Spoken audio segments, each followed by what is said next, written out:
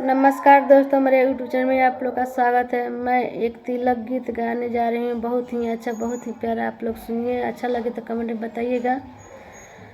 इतना सुंदर भैया हमर बैठले झार के, इतना सुंदर भैया हमर बैठले झार के, सरवाला जाई गईले सूरत निहार के, सरवाला जाई गईले सूरत निहार के, सिकड़ी ता दियला सरवाया पाने करार से, सिकड़ी ता दियला सरवाया पाने करार से, अंगूठी ना दियला सरवा कवाने गुमान से, अंगूठी ना दियला सरवा कवाने गुमान से,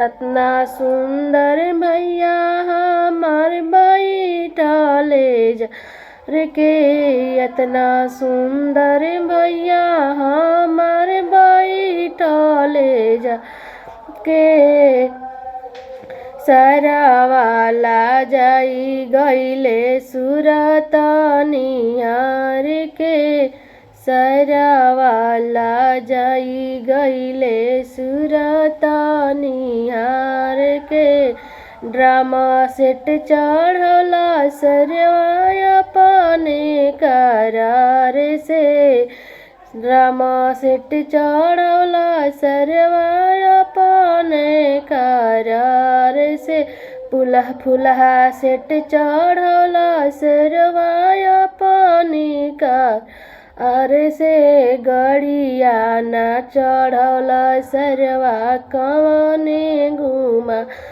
से, कूलर ना चढ़ला सरवा कवाना घुमान से, एसिया ना चढ़ला सरवा कवाना घुमान से।